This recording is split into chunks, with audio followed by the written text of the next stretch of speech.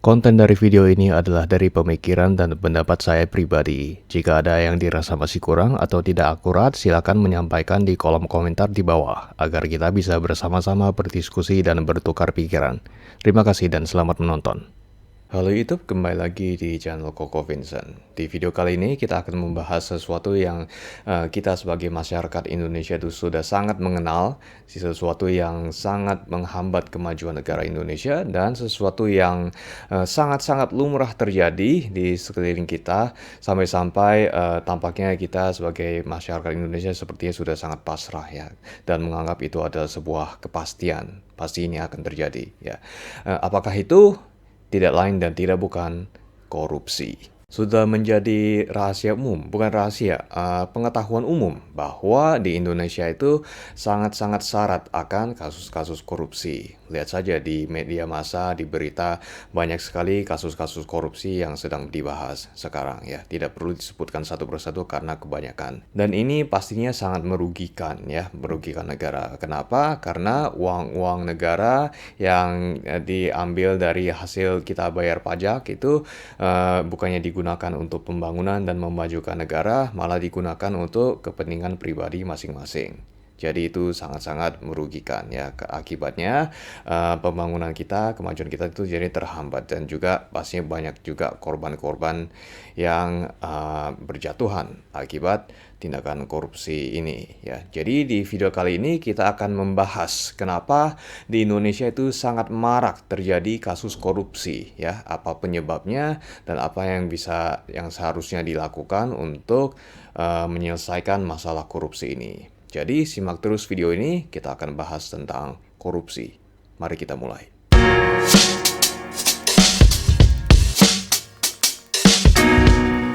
Kasus-kasus korupsi di Indonesia yang sangat banyak dan sangat marak ini itu bisa dikategorikan menjadi minimal 3 jenis ya.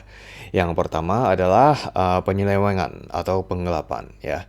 Ini sebuah tindakan di mana uang yang dianggarkan itu tidak digunakan sebagaimana mestinya. Contohnya adalah ketika ada sebuah proyek pembangunan ya, misalnya anggarannya itu 1 triliun ya, dan anggarannya itu seharusnya digunakan untuk membeli material-material dengan kuantitas yang tertentu dan kualitasnya yang bagus ya.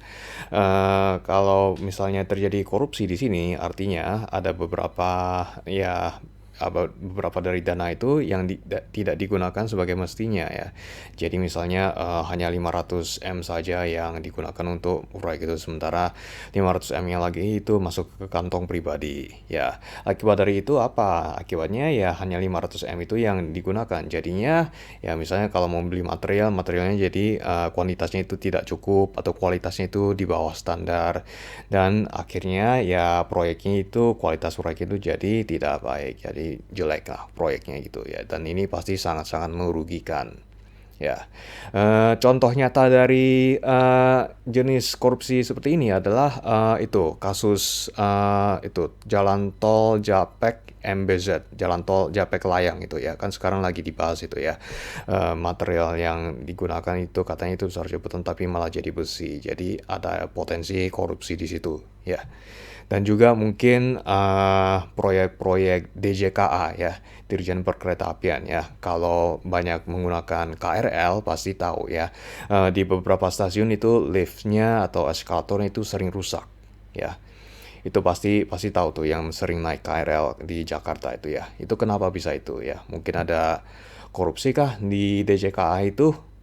Ya, kita hanya bisa menduga-duga ya. Ada satu lagi juga modusnya, misalnya dana proyeknya itu digelembungkan. Jadi misalnya proyeknya itu kalau bisa itu seharusnya hanya membutuhkan 1T aja, tapi dibilang perlu dananya 2T. Jadi ya 1T-nya itu dipakai untuk proyeknya, 1T-nya lagi untuk masuk ke kantong pribadi. Atau ya banyak sekali lah modusnya itu. Tapi intinya uangnya itu digelapkan, diselewengkan gitu ya. Ya itu jenis pertama ya. Dan jenis yang lain adalah penyuapan atau gratifikasi ya. Ini ya menggunakan iming-iming uang atau hadiah atau apapun yang bernilai untuk membuat seorang pejabat melakukan sesuatu yang tidak semestinya. Ini ya banyak sekali, ini bisa terjadi di mana saja, misalnya di lingkungan kepolisian atau lingkungan pemerintahan atau lingkungan hukum, bahkan lingkungan DPR sekalipun ya. Misalnya contohnya ada sebuah kasus besar ya, kasus yang hukumannya itu bisa sampai hukuman seumur hidup misalnya ya. Tapi ini hakimnya itu diberi gratifikasi atau disuap ya, misalnya diberi iming-iming uang 1 M atau segala macam itu ya, atau apapun itunya. Karena disuap, jadinya hakimnya itu menjatuhkan vonisnya itu bukan seumur hidup, tapi misalnya hanya 5 tahun penjara atau apa yang jauh lebih ringan dari yang seharusnya itu. Itu penyuapan atau gratifikasi. Dan ada satu jenis lagi korupsi ya, yaitu pemerasan ya. Ini ya kita ya juga banyak sekali terjadi di Indonesia ya. Atau kalau di level rendahnya itu mungkin menggunakan uang pelicin ya. Contohnya jika kita misalnya ada kasus apa gitu ya, misalnya kita kena jambret atau apa gitu ya, atau kasus apa itu ya, kita lapor ke polisi, polisinya itu kita ya membuat laporan ke polisi, tapi polisinya itu tidak akan bergerak kecuali kita memberikan uang pelicin ya, atau semacam itu ya. Atau misalnya ada seorang pejabat yang mengancam akan melakukan sesuatu yang negatif ya, tapi dia bilang, oh kalau nggak mau saya seperti ini, ya kasih saya uang dong. Ya itu pemerasan itu ya, dan salah satu bentuk korupsi juga ya. Dan itulah beberapa jenis korupsi yang saya perhatikan ya. Pasti mungkin ada beberapa jenis korupsi yang lain lagi ya. Dan di semua kasus korupsi ini ada beberapa sifat yang kita bisa lihat itu cukup umum ya. Yang pertama adalah ketidakjujuran ya. Dan yang kedua adalah tidak adanya integritas dari yang pihak-pihak terlibat itu. Pastinya banyak orang yang bertanya-tanya, kenapa sih di Indonesia itu kasus korupsi itu sangat-sangat marak ya? Saya melihat ini ada 3 alasan ya. Yang pertama, karena kita ada yang namanya budaya korupsi. Ya, kenapa saya katakan budaya korupsi? Jadi begini, korupsi itu kan kita kalau lihat kan itu sering itu terjadi di atas ya, kita di televisi pejabat-pejabat korupsi ya. Namun nyatanya, kalau kita perhatikan lagi, korupsi itu tidak hanya terjadi di atas, tidak hanya terjadi di lingkungan pemerintahan, hukum, bisnis, atau politik, dan sebagainya itu. Tapi juga ada di level masyarakat, level di bawah, ya. Saya beri satu contoh, ya. Misalnya, kalau kita ditilang di jalan, ya, karena misalnya melanggar marka jalan, atau melanggar aturan lalu lintas, segala macam gitu, ya. Pasti kita diberhentikan polisi, ya. Dan saya hampir bisa pasti ya, itu polisinya pasti ada minta uang damai ya, agar urusan itu bisa selesai dengan cepat ya. Itu juga bentuk korupsi itu ya. Dan pasti banyak masyarakat yang oke, biar urusannya itu tidak panjang, itu udah saya kasih uang damai aja. Jadi urusannya selesai di situ. Itu sebenarnya korupsi juga itu. Kan cara yang benar adalah ketika kita ditilang, itu kita diberikan surat tilang dan kita nanti akan sidang di pengadilan, dan di pengadilan itu hakimnya akan memberikan putusan apa kita bersalah atau tidak, dan kalau bersalah itu dendanya berapa, dan kita membayar denda dan uangnya itu masuk ke kas negara. Ya seharusnya kan seperti itu. Tapi kalau kita hanya selesai di sana saja, itu kan menyalahi prosedur ya. Ujungnya kita itu memberikan uang damai, itu masuknya ke kantong pribadi polisi itu ya. Itu salah satu budaya korupsi juga. Jadi kalau ada dari ya kita yang melakukan hal itu, ya artinya kita juga berkontribusi dalam melestarikan budaya korupsi di Indonesia ini. Dan bukan hanya itu saja, ada satu hal lagi yang juga berkontribusi dalam melestarikan budaya yang tidak terpuji ini, yaitu lingkungan pendidikan. Kenapa? Ini saya jelaskan ya, saya akan menceritakan sesuatu berdasarkan pengalaman pribadi saya ketika saya masih duduk di bangku sekolah ya. Waktu itu kan ada yang namanya ujian nasional ya.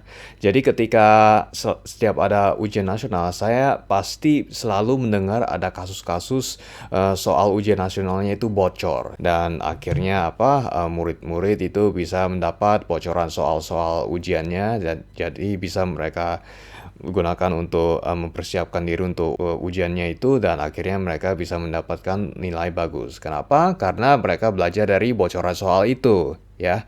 Ini kan budaya contek-mencontek ya. Dan ini kan seharusnya tidak patut, budaya yang tidak patut itu, ya. Dan ternyata setelah saya melakukan sedikit research ya di online, ternyata hal-hal seperti ini itu cukup marak ya terjadi di sekolah-sekolah ya. Jadi ini kan sekali lagi budaya yang tidak patut ya. Kalau dari kita sekolah saja kita sudah melakukan contek-mencontek kan itu budaya yang tidak patut karena itu dari kecil kita sudah diajarkan untuk tidak berintegritas ya. Kalau dari kecil kita sudah diajarkan seperti itu, bagaimana nanti kalau kita sudah besar ya?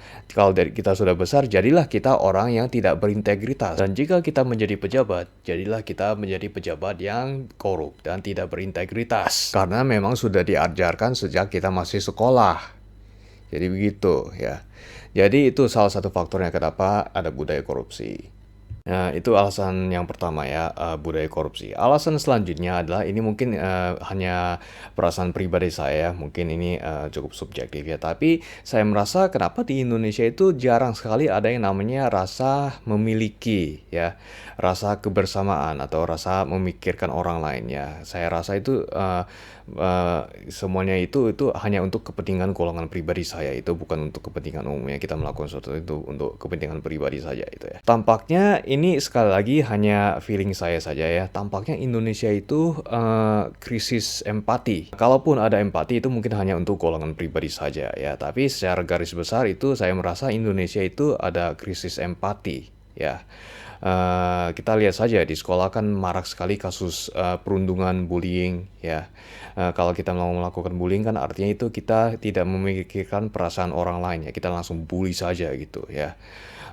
Dan juga marak juga ya di Indonesia namanya kasus penyiksaan terhadap hewan, kekerasan terhadap hewan ya. Kalau kita mau melakukan kekerasan terhadap hewan kan itu artinya kita harus tidak ada rasa kasihan sama sekali, kita langsung siksa saja itu hewannya. Itu sebenarnya cukup marak juga di Indonesia ya.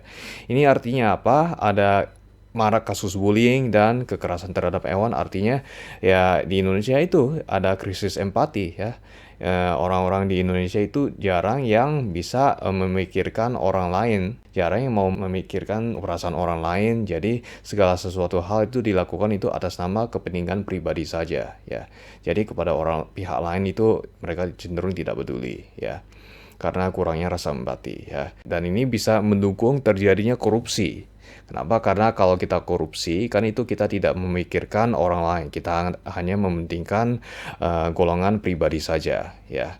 Jadi saya rasa itu salah satu alasan kenapa korupsi itu marak. Tidak ada rasa memiliki atau kebersamaan atau memikirkan orang lain. Dan ada krisis empati. Alasan selanjutnya adalah alasan yang mungkin semua orang itu sudah sangat setuju ya.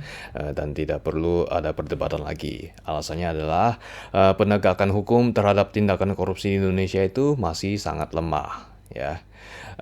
Kita banyak sekali ya contoh-contoh dari ini ya. Contoh satunya misalnya kasus COVID-19 ya. Itu kan ex-Mensos Juliari Batubara kan itu terjerat kasus korupsi ketika wabah COVID-19 sedang marak-maraknya ya. Jadi ketika lagi ada COVID-19, dia itu melakukan tindakan korupsi berupa menerima suap ya sebesar 32,4 miliar ya. Ini suapnya itu ada hubungannya dengan pengadaan paket bansos untuk ya korban COVID-19 ini ya. Dan juga dia ada menarik fee sebesar Rp10.000 per paket dari penyedia bansos. Jadi para penyedia bansos itu kalau mau menyalurkan bansosnya itu harus kasih fee 10.000 per paket. Ya, itu kan seharusnya nggak boleh seperti itu ya. Dan karena dia menerima suap, dia akhirnya menunjuk vendor penyediaan paket bansos ini. Dia menunjuk vendor yang tidak berpengalaman dalam melakukan hal bansos ini ya. Akibatnya apa? Para korban mendapat paket bantuan yang tidak layak ya. Bahkan ada yang tidak kebagian paket bantuan itu ya, karena karena korupsi ini ya. Jadi dari semua itu ya, ex-Mensos ini dihukumnya 12 tahun penjara ya. Kalau dipikir-pikir kan ini kan kalau dia melakukan tindakan korupsi kan itu efeknya kan ke masyarakat yang sangat luas itu ya. Masyarakat lagi susah-susahnya ya, mereka itu sangat membutuhkan bantuan, malah mendapat bantuannya tidak layak ya. Bahkan ada yang tidak kebagian. Ini kan dosa yang sangat besar ini ya. Dan mendapat hukumannya itu 12 tahun penjara ya. Tampaknya itu terlalu tidak sepadan ya dengan dosa yang telah diperbuat ya. Jadi itu satu ya, kasus COVID-19 ya. Dan ada satu lagi kasus Menteri Pertanian ya, SYL ya. Dia itu melakukan pemerasan terhadap anak buahnya di Kementerian Pertanian ya. Ya totalnya itu 44,6 miliar ya.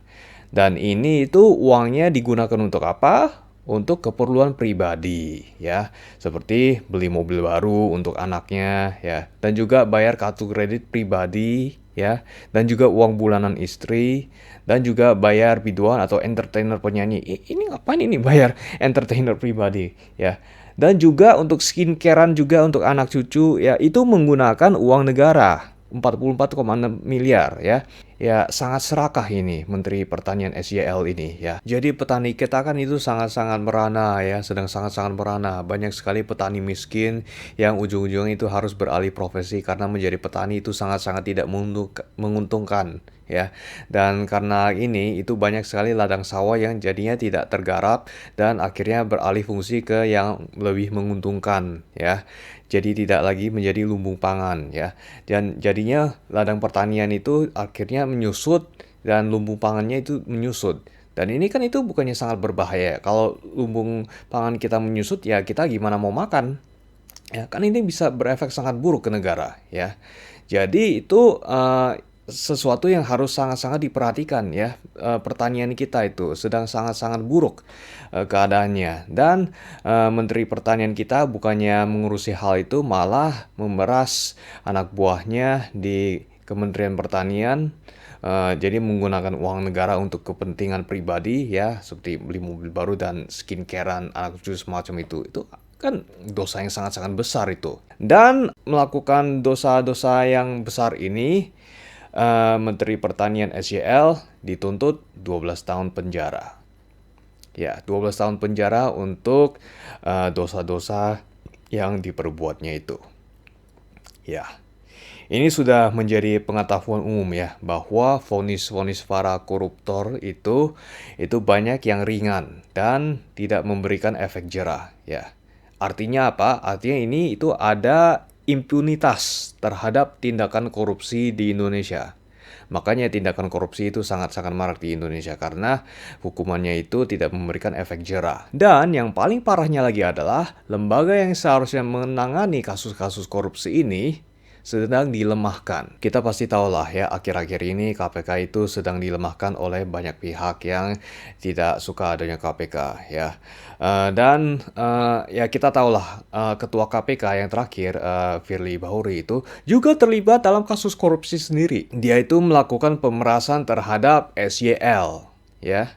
Jadi ketua KPK yang seharusnya mengurusi hal-hal yang korupsi ini ya dengan serius malah terlibat dalam tindakan korupsi itu sendiri.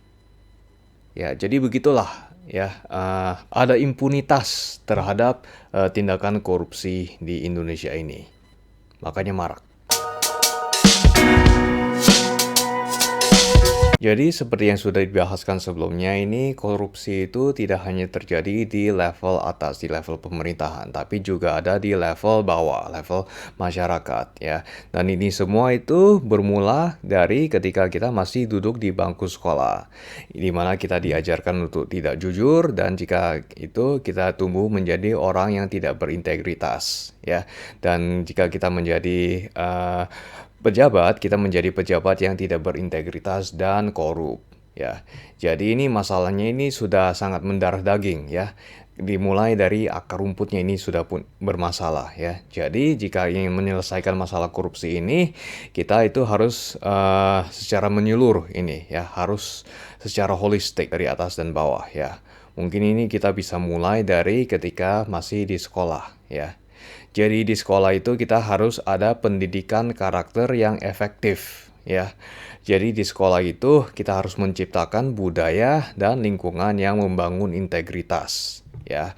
Jadi budaya contek-mencontek itu harus dihapus ya. Harus kita tanamkan ke para siswa itu kita tidak boleh menyontek, kita harus menjadi pribadi yang berintegritas ya. Harus kita bangun budaya itu ya di sekolahan ya. Lebih baik kita mendapat nilai jelek yang sangat jelek ya daripada kita mendapat nilai bagus tapi berbuat curang ya. Karena integritas itu adalah harga mati ya. Kita harus bangun itu, harus bangun budaya seperti itu ya. Seperti di sebuah kampus swasta yang saya tahu ya. Kalau di kampus itu kan kalau ada yang nyontek itu langsung muridnya itu ditendang keluar ya. Itu ya kita harus seperti itu ya, membangun budaya yang berintegritas, menciptakan budaya jujur, anti korupsi. Jadi kita harus seperti itu, dimulai dari level pendidikan. Dan masih di level pendidikan, pendidikan kita itu seharusnya juga bisa menumbuhkan rasa kepedulian terhadap orang lain ya. Seperti yang saya katakan sebelumnya, di Indonesia itu tampaknya kita ada krisis empati di mana orang-orang itu tidak peduli kepada satu sama lain. Mereka hanya peduli terhadap golongannya sendiri.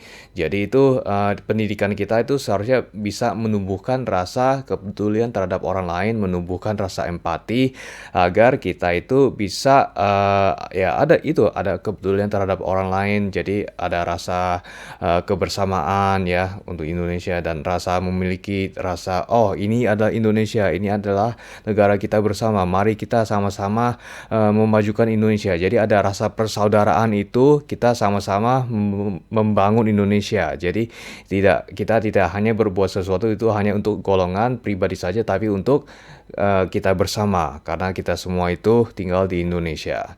Jadi mungkin pendidikan kita itu harus bisa menumbuhkan rasa peduli terhadap orang lain seperti itu. Dan setelah itu kita juga harus memikirkan penangkalannya ya. Jadi kita harus memberikan sebuah efek jera agar orang itu tidak jadinya segan untuk melakukan tindakan korupsi ya. Jadi ya simpel saja, penegakan hukumnya itu harus efektif ya.